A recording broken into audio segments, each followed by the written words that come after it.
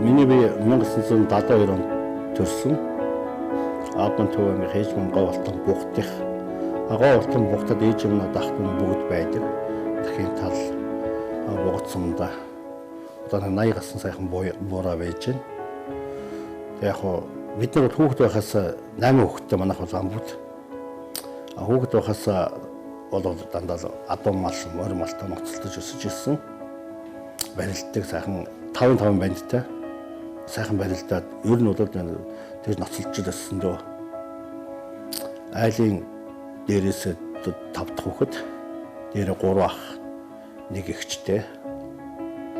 Аав Сандуйн нийгмийг аюулаас хамгаалах яаманд ажиллаж байсан бол 5 хүн тавуулаа цагдаа хуулийн мэргэжил эзэмшиж төр түмнийхээ төлөө зүтгэж яваа билээ. Батбаатарт 1990 онд 21-р дунд сургуулийг бүрэн дунд боловсрол эзэмшиж төгссөн ба биеийн тамирын дээд сургуулийг биеийн тамирын багш дасгалжуулагч мэргэжлэр сурч төгссөнөөс хойш хууль зүйн ухааны доктор цолыг хамгаалах хүртлээр суралцж байна.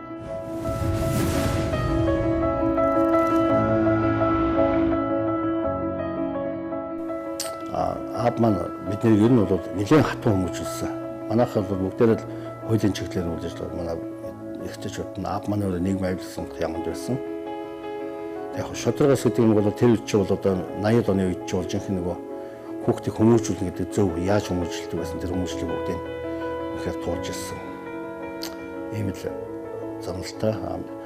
За ээж нь дүү Даримагаад нөхөн баараа анчун гэсэн л та. Тэгээ гол алтаа бол ан антихтэй.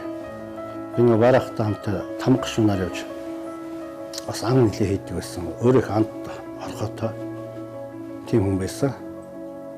Тэгээд ер нь бол сайхан нутгалдаа үнэхээр ингээд ан өөрөө хийгээд тэр нөгөө тех гол алтаа чих өндөр хайрхантай. Тэгээд ингээд тех болоод ингээд гараа зогсдог ал тэхийн зогсоол гээл ер нь бол бараг тооноор тэр хэлж байгаа зөвхөн уул хат харагдчих үнэхээр сайхан нуруудтай, уул хаттай, толготтой тийм сайхан байгальтай газар байна. 2004 онд гол алтан бугатад энэ нэг гаднаас нь тахиуд авсан нутагшуулсан. Тэгэхэд би анх дахин талаараа ээжгээ дүүтэй хоёлаа тэнд очиод үзэхэд үнэхээр Монгол зэрлэг адуу гэдэг ямар амгалан гэдгийг хараад өөрийн ирэхгүй их орноор амгш төржсэн л доо. Дахин азрах зүгээр тачгнаа тийч хамраа тавчаад газар чавчаад давхиж торон хашаа мөргөхөд унж явсан мордмон шиш салжсэн. Тэгэхээр би үнэхээр Монголын зэрлэг адуу гэдэг тах гэдэг ямар хямартай юм бэ? Ер нь Монгол хүний амгалан байдал, Монгол хүний энэ зан арын шин байгаль дэлхийдээ зөгцсөн, энэ ан амтнтайгаа зөгцсөн ямар сайхан юм бэ гэдгийг харж ирсэн л өөрөө ирэхгүй тэр амтны тэр сүрлэг байдал, тэр амгалан зан хараад өөрөө бахас төрж ирсэн. Батбаатарын төр түмнийхээ төлөө нэгэн сэтгэлээр зүтгэж ирсэн ба улсын хурлын гишүүд эрх баригчдын боловсруулж баталгаар өргөн барьсан шудраг бус хууль буруутай үйл ажиллагааг зогсоохын тулд намын нөхдөө урайлан манлайлж олон тэмцлийг зохион байгуулж тууштай тэмцсний үр дүнд ард иргэдийн амьдралд ээлтэй шийдвэрүүдийг гаргуулж байсан байдаг.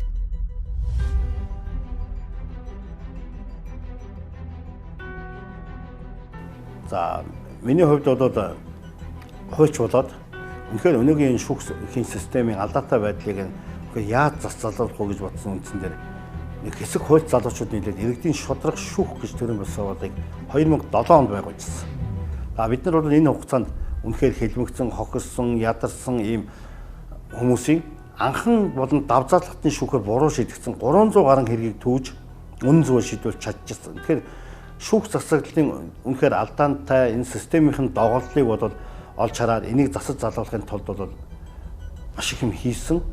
2007 онд иргэдийн шудраг шүүх төрийн бас байгууллагыг байгуулж 2009-оос 2011 онд тэргүүнээр нь ажиллаж байсан.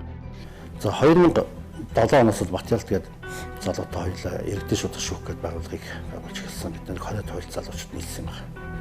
Тэгээ иргэдийн шудраг шүүхийг байгуулах болсон шалтгаан нь бол цагдаа шүүх хуулийн байгууллага бол хүний эрхийг асар хэмжээгээр зөрчиж ингээд бид бол шудрагаас төлөө байгуулалт тэмцэжсэн. Энэ хугацаанд 300 гаруй анхан болон давзаалгалтын шүүгээр буруу шийдэгдсэн хэргийг дандаа түүж өнгөлт хийдэг байсан. Үндсэндээ шүүхээр буруутай шийдэгдсэн гих үдсэн эргүүдийг шүүж өнгөл хийж бол бүгдийг ер нь бол ялт байгуулжсэн.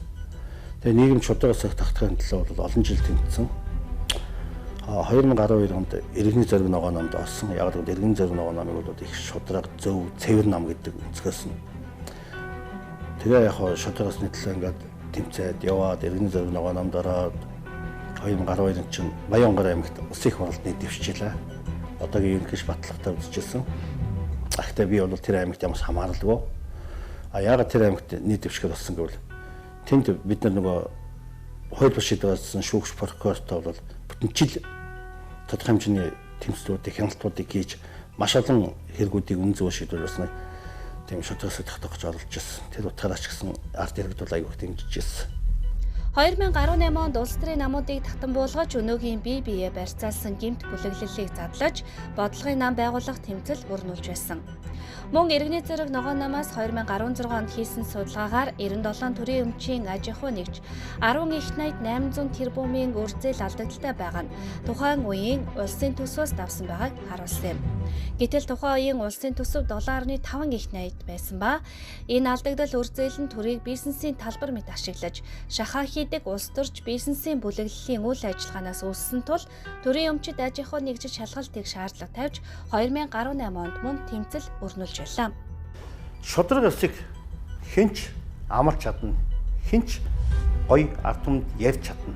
Гэхдээ иргэний хяналтаа, таны хяналтаа, бидний хяналтанд дор үйл ажиллагаа явуулдаг шудраг ёсоо хуульчлаад өгч. Ийм л нийгмийн төлөө та бид нийлээд та бидний эвсийг дэмжиж бидэнд боломж олгол миний эцсийн хүсэл мөрөөдөл бол ёсол энэ.